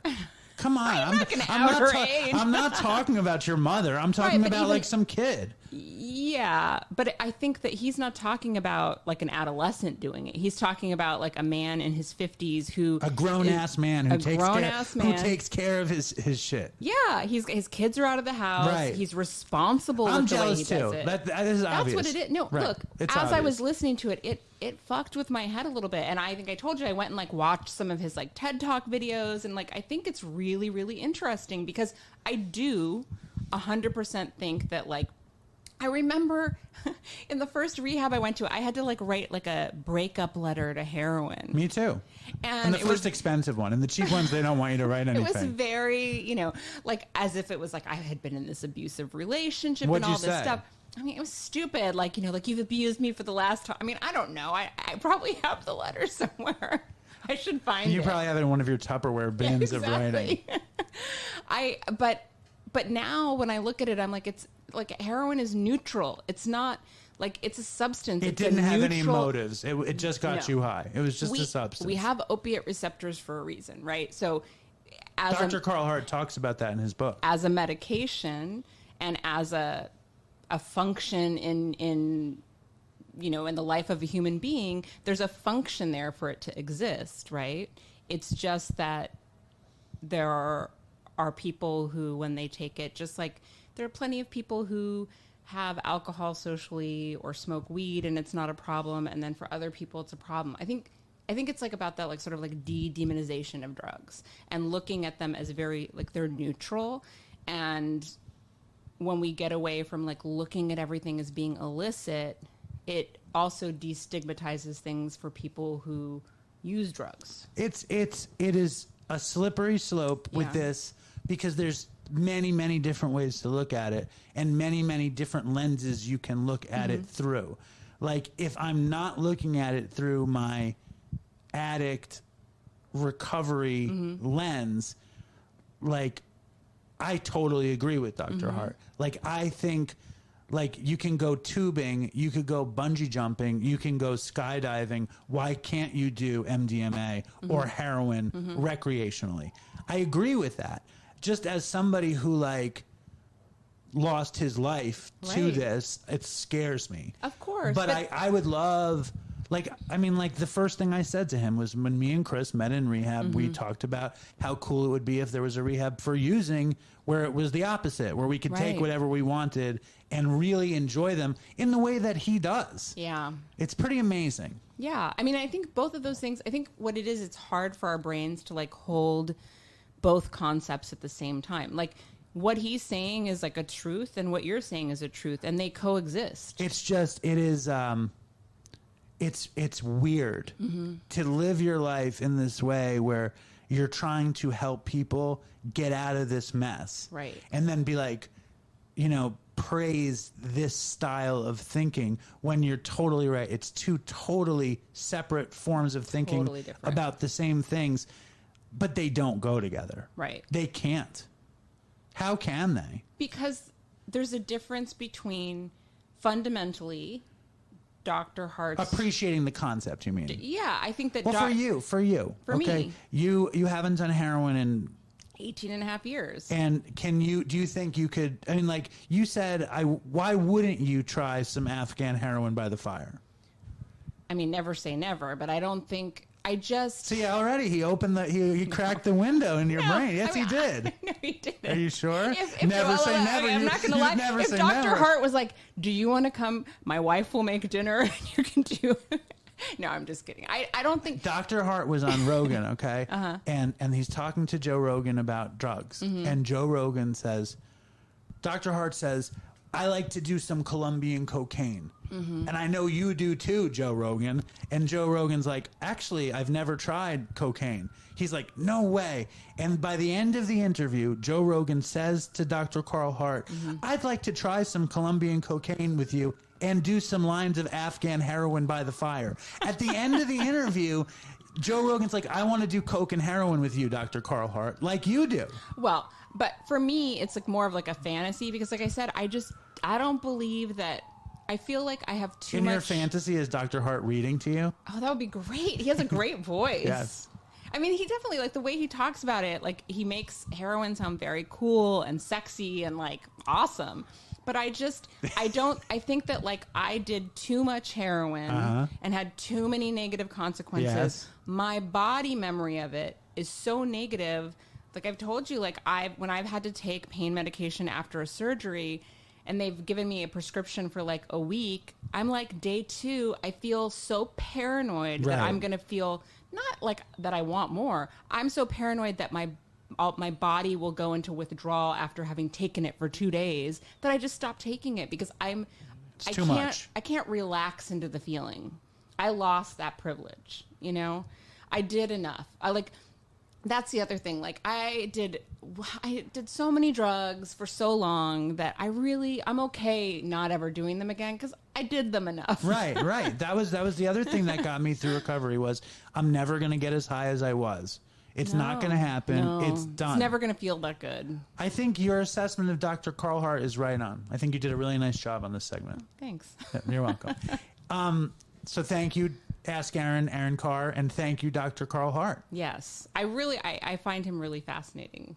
Okay. Well, that's okay. And now we will move on to the other place that Erin Khar's dopey fame has blossomed, which is the Ask Erin department of Dopey. Tell the Dopey Nation. So many questions. I like really a ton of questions. I just dropped. I have to say that your experience around Ask Erin has renewed my faith in the Dopey show. Oh, that's so amazing. Because who knew? No one's writing me. You got 25 fucking questions. No, it's wild. It's wild. Why don't they write me? What is that? Well, they were writing. I guess they were writing. They've been writing to you, but writing to you for me. Do you know that people write me and people say nice things and I miss it? I only get the negative stuff. I know. So what do we got for Ask Erin? Okay, so I have a couple of heartfelt and one kind of scandalous.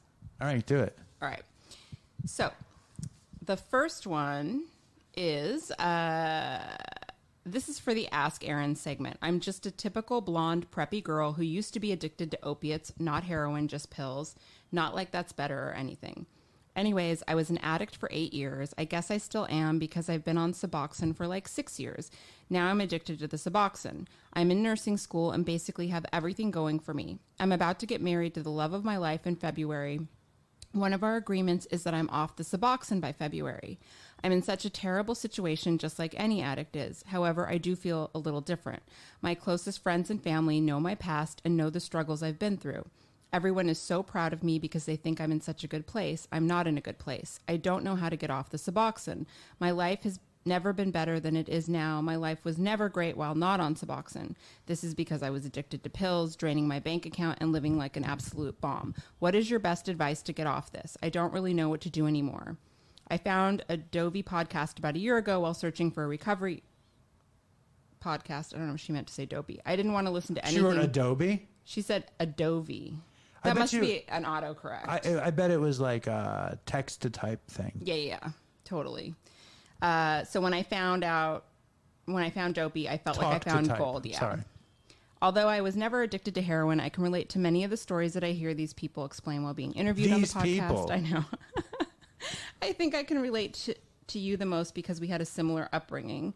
Again, I was never on heroin, but opiates are just as bad. I'm open to hearing anything. How can she say opiates are just as bad if she's never been on heroin? I don't know. Keep going.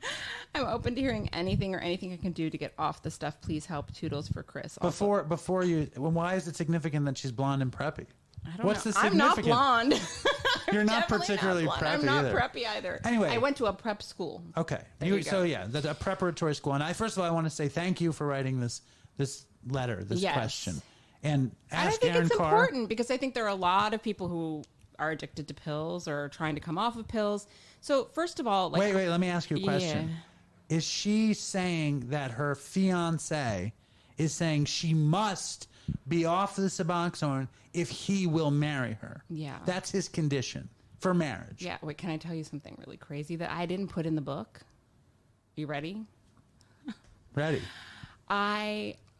So my ex-husband, I had told him that I had stopped and I was still using. And when he found out, I said that he found out again and I went to, find a doctor and blah, blah, blah. But he found out on our wedding day. What did he find out? That I was getting high still. How did he find out? He caught me. I got caught. I mean, this is How did he catch you? What was the setup? It was similar to the way I got caught years before that, where I was like in the bathroom. We were at the Ritz-Carlton and had just been married and like ready to go to like the dinner.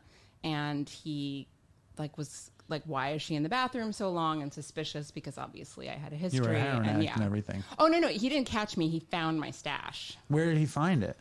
Wherever. I don't even remember where I had it. And then had it what somewhere. happened? And then we had to go. We were supposed to go on our honeymoon, and he wasn't. We went on our honeymoon. He was so mad at me. He wouldn't speak to me, and he was like, Did he take the dope? What did you do with the dope? I couldn't have gone on the honeymoon. So we were flying to Hawaii, and he was like, I'm going to tell the TSA that you have heroin on you. Which he didn't. Well, but yeah, he didn't he didn't get rid of it, and he obviously didn't narc you out because that would have spoiled the honeymoon. It would have really spoiled the honeymoon. Why didn't you put that in the book? I don't know. I mean, I think there were so many things that happened around that and him finding out that like I left out for him as well. But why? I don't know. Why'd you leave that out? Do you know how you many... said he was cheating, he was lying, he's stealing, everything bad, or you don't tell this story? Why? I don't know. There are a lot of things that I left out of the book. There's only But this is a good one. I know.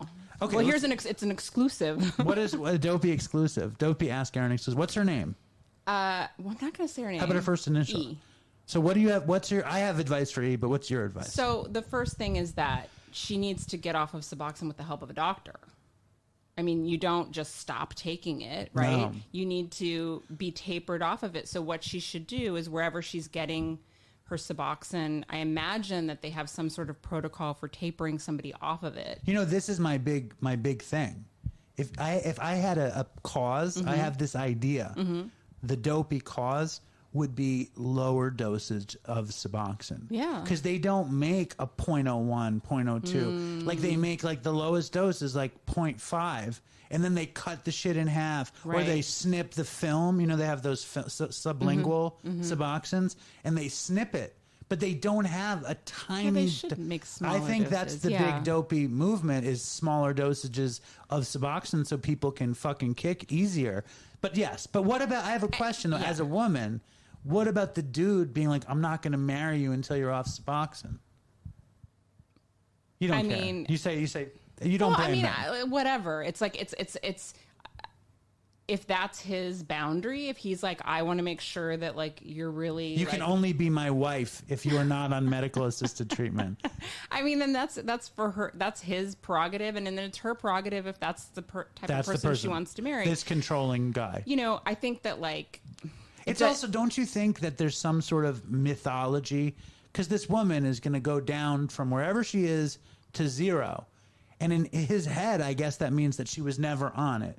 Because, like, what's the difference if she's at 0.2 or 0? Because truthfully, and also, like, in the email, she says she's, like, addicted to Suboxone. But if she's just on it for maintenance, I don't consider that to be addicted to Suboxone. But when you stop, you're going to be uncomfortable. Yeah, but I don't think, but there is, you know, I've seen people medically taper off of methadone, and they were not high. They were doing it according to like a certain protocol and a tapering program.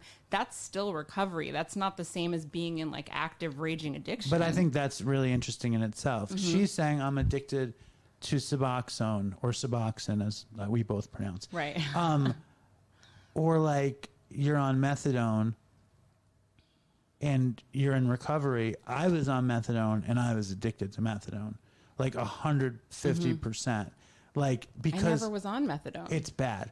I mean, like, I don't besmirch anyone who's in recovery on methadone. But the thing about her, and the thing about me, and the thing about anybody who's reliant on a synthetic opioid to get you through the day, when you don't have it, you are going to be in discomfort, borderline misery. But Suboxone isn't technically a synthetic opioid. No, but it's just tricking your opiate receptors. But you go into withdrawal, don't you? Yes, but I don't think I honestly, from everything I've heard, and from so I detoxed on buprenorphine. I still had to go through some level of withdrawal. I was only on it for 7 days. It was a 7-day program of being on buprenorphine. But the buprenorphine did not make me feel high, and I still felt like I was coming off of heroin. It was just a million times easier. Right. It wasn't as like violent. There was a time in the very beginning of one of my relapses, and I had just started getting heroin again, and I was getting it kind of in the East Village by, you know, that fancy hotel that's like next to the homeless shelter on Bowery. The Bowery. I've stayed there. Okay, I used to cop there. Yeah. And then all those people live there in that homeless shelter, and I would buy heroin there. And then one day I couldn't score heroin, and I had never had proper Suboxone. I had weaned on buprenorphine and treatment in LA also. And this guy, my hookup was like, I couldn't get dope, but I got this. And he gives me 2 8-milligram Suboxone. And I took them, and I got higher than I had been on the dope. Because the dope I was doing was such crap, and I was doing so little, the Suboxone fucked me up. So it's like, you know, that's I mean, that's part of the story. So what are we going to say to this young lady or old lady or whoever she is? I think that number one, she needs to have an honest conversation with her fiance about what it's going to take to be tapered off of it, and absolutely should be tapering off of it medically. And then the other thing is that she doesn't mention any sort of support system or recovery for herself. And I think that one of the things that happens, that I've seen happen to people who come off of Suboxone, is that they've tapered off of it, they come off of it, they're not physically addicted to it anymore, they're, you know, off of everything. But because your opiate receptors were being filled, you're now going to have that deficit that comes with that, like, post-using It's crazy. depression. Even talking about this stuff, I feel like sick. Like, I talk about this and I feel sick. But the great thing to me in this situation is because you're dealing with a physical dependency, then you're dealing with a psychological dependency, and then you're dealing with this weird spiritual concert of both. Your psyche. Yeah. So what you need to do is you do the wean, you make it as comfortable as possible. And I know this is not Ask Dave, but Ask Erin. No, but part of it, the whole, it's Ask Erin. Right, just relax. And okay? Just Dopey, take right? it easy. What I'm saying is fucking get distracted by something. Watch the whole series of 90210. Fucking crochet yourself yarmulkes for the wedding. Do something. And you know, I'm assuming she's a professional person. Get some therapy. Like, start seeing a therapist now about coming off of the Suboxone to sort of like circumvent any potential depression, because there's a likelihood that it may come once you're off of the Suboxone, and to also maybe get some counseling with your fiance so that he has a clearer understanding of what it means coming off of the Suboxone. Right. I think the most important thing is that this lady, E, she knows what she has to do. Right. There's like a fucking billion things you can do, E. She's scared. And I respect that. And I'm scared for her, and I'm scared for my past self. Like, even hearing this stuff, I'm getting nervous. But I know, I mean, and I know you're not a 12-step person, but the phrase, rarely have we seen someone thoroughly follow this path. And it doesn't have to just be about 12 whatever steps. path it is. I'm just saying there are so many things that she can do. Pick 15, do them all, and bolster yourself. It's all about like having a support system in place, whether that's 12-step meetings, a therapist, your friends, whatever it is. Hobbies. Yes, religion, whatever it Good is for times. you. Yeah. Square dancing. You know, my dad and my mother, when I was in trouble, they would go square dancing, gay square dancing. Are you serious? With a group called the Times Squares. Yes. Oh, my heart. Yes. That's so amazing. So maybe you should go gay square dancing. That sounds amazing. I want to go gay square dancing. My dad can set you up. That's done. What else you got? Okay. Do we have time for two more, or do we just one more? Just one more. Okay. So, okay, I'm going to do this one. Hi, Erin. I've been following you for a few years. I read your book, and it was a nice surprise to hear you and Dave on Dopey. You mentioned something about the craziest questions you get. You know, hold on. My friend Brad came up with this idea to do a podcast about drug stories, and I stole it from him years later. You know, he told me the idea when I was high. I stole it years later. And Brad has been yelling at me through this whole process that Dopey shouldn't exist, that it shouldn't be Dopey, that Dopey should be Drug Line, which would be Love Line, where we just do this. So this is very much another concept stolen from my friend Brad. But continue, please. But also for me. And stolen from you. Maybe you stole it from Brad, too. Maybe. Hey, Brad, are you out there? Sometimes. He usually is asleep at this point in the show. You mentioned something about the craziest questions you get, and it's pretty similar to my situation. I have something I have been holding in a while, and I guess I have a question, too. If you answer my question on Dopey or your column, please do not use my name. Okay. What's her name? We won't. Just tell me. I won't say it. We're just going to call her... Evelyn. Evelyn, sure. You know how you said that you get a lot of questions about affairs with stepdads. Uh-oh. Well, I did something really fucked up. Let me give you a little backstory. I'm 32. I have almost a year sober. My mom and her boyfriend, who may as well be my stepdad because they've been together for 10 years, are sober.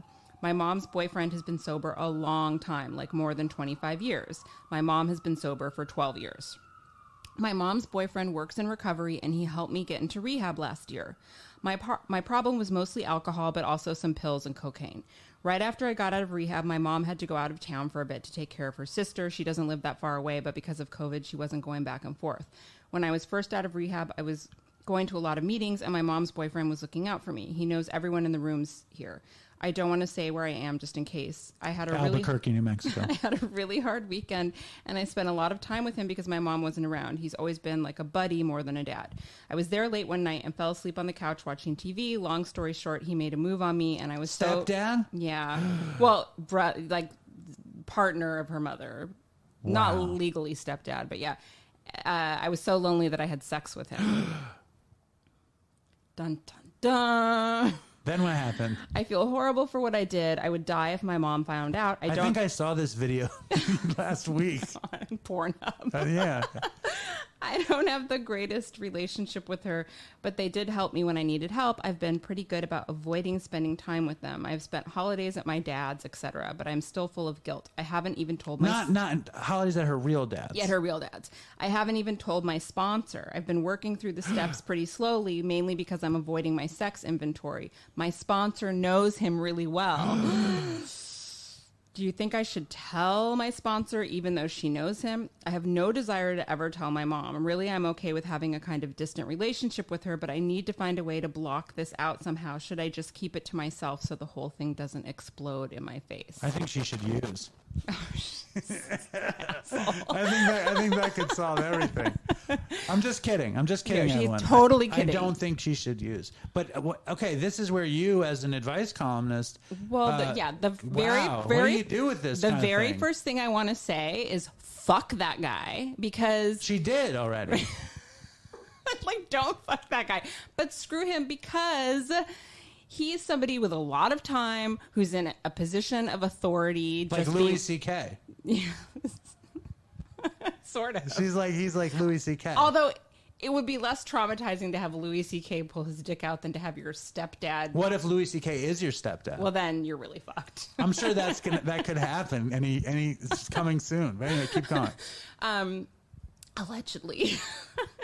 I think that, like, what he did is really messed up. And I mean, I'd like to say that it surprises me, but it doesn't surprise me, because just somebody being sober doesn't cure them of their character defects. Certainly I've not. known Look at people me. with really long-term sobriety that still did really fucked up things, and I think that on some level she's sort of deferring to him because he has a lot of time and because he helped her get into rehab. Deferring and all of to the these things. stepdad. Yeah, deferring to his, like, sort of position in the recovery community. Almost like, if it's okay with him, then maybe it's okay. Right. Like, it's okay because he's a priest or something. I think that right now, like, I wouldn't worry about, like, let's just set aside telling the mother or anything right now. That's just a disaster waiting to happen. Don't tell the You're mother. not at a point in your recovery that you could handle that kind of fallout. I think you need to get another sponsor. Definitely. Because it's not the sponsor's fault. She may be a very good sponsor, but it's just not good for you to have a sponsor who's close to this person that you have this fucked up history with. Very dangerous. Very, very dangerous. And also, like, and you can't, I mean, like, I work a 12-step program. I have a sponsor who I count on for a lot of stuff, but he's not. He's no Ask Erin. He's not a licensed counselor. Neither are you. Well, I'm not either. Yeah, take it easy.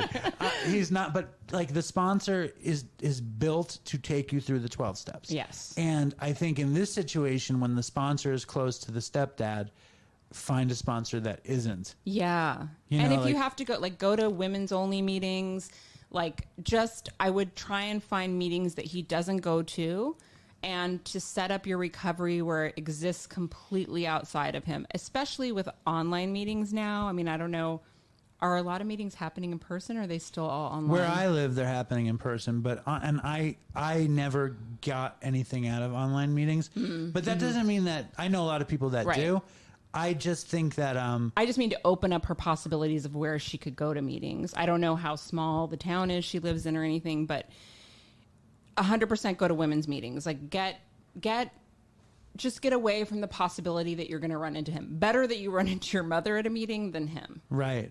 And also, like, it's a support system thing again, but you need to make sure that he's not connected to your support system, and that you have to know who your audience is that you could go to with this, that it doesn't blow up in your face. 100%. And that's really about just protecting yourself. Yes. And then I don't know, what your situation is, but finding a therapist to work through. I know I'm like always like, find a therapist, but I'm not in therapy.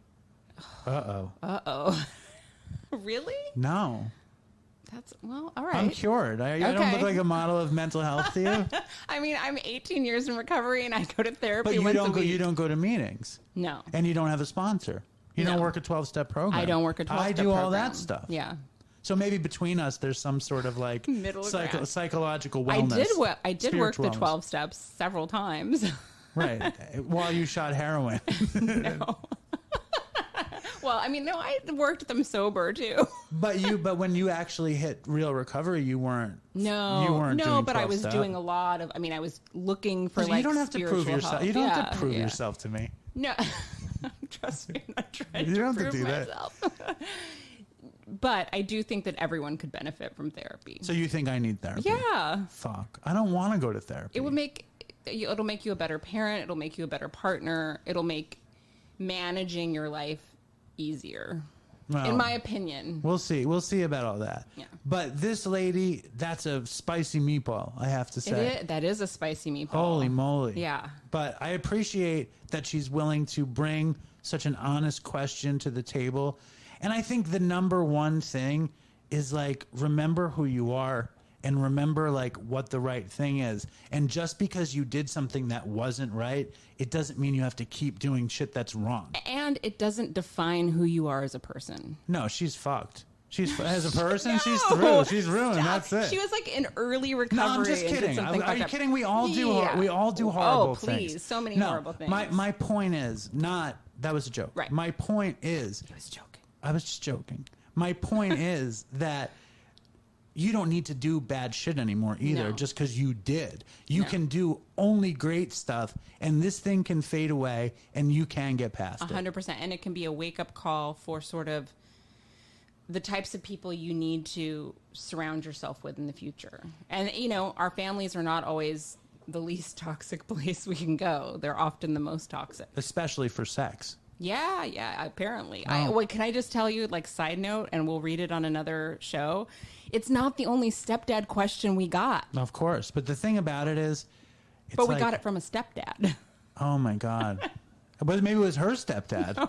No. Imagine. That would be amazing. It would if be they amazing. were both Dopey listeners. Maybe that would be amazing. But listen, if you're out there and you have a step parent, don't have sex with them. And if you're a step parent, don't fuck your stepkid. I mean, it sounds really fancy and high end and sexy. It does not sound sexy. It at does. all. It does. I mean, if you watch this pornos, it sounds very sexy. And I don't want to reveal too much of myself, but it's not really like that out there, I don't think. No. So just try to take care of yourself. Nothing that's depicted in porno is really like that out there. No, it's not like that out there. No. So, and if it is like that out there, please send an email to dopeypodcast@gmail.com. Send in a dopey story. Erin, what a thrill to have you back on the show. It's so much fun. I'm really excited that we're doing this. All right. So, at the end of the show, we say, stay strong, Dopey Nation. And toodles for Chris. You can say that. And I say, me not say toodles. All right. All right, I'm going to play this song, but only because I think it'll make me look a little bit tired. I'm just going to start an outro.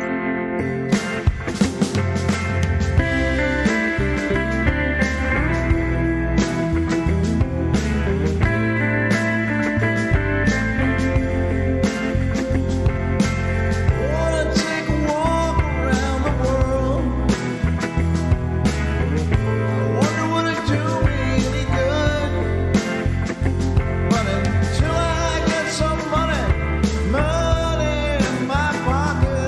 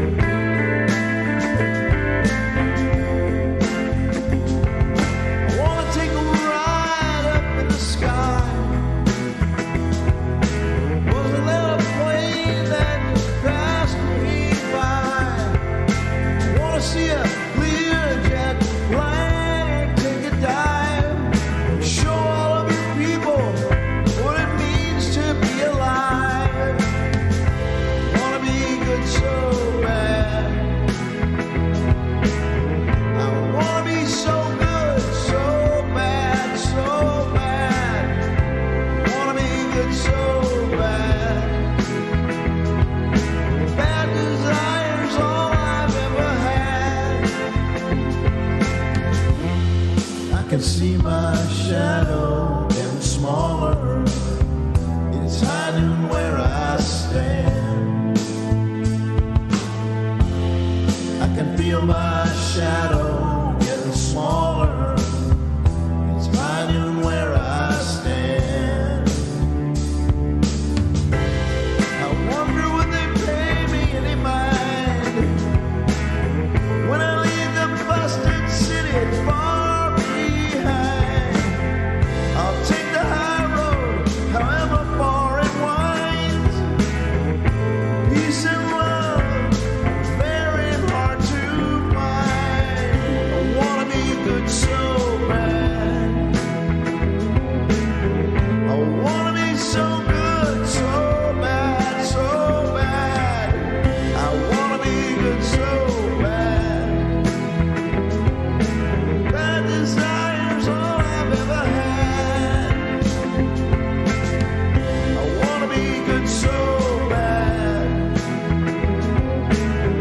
I wanna be so good, so bad, so bad. I wanna be good so bad. Bad desire's all I've ever had. I can see my shadow getting smaller. It's high noon where I stand. I can feel my shadow getting smaller. It's high noon where I stand.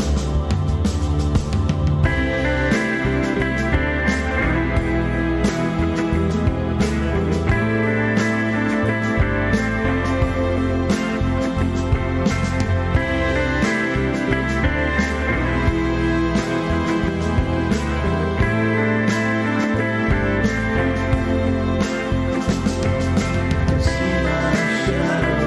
I can see my shadow. I can see my shadow getting smaller. I can see my shadow. I can see my shadow. I can see my shadow getting smaller.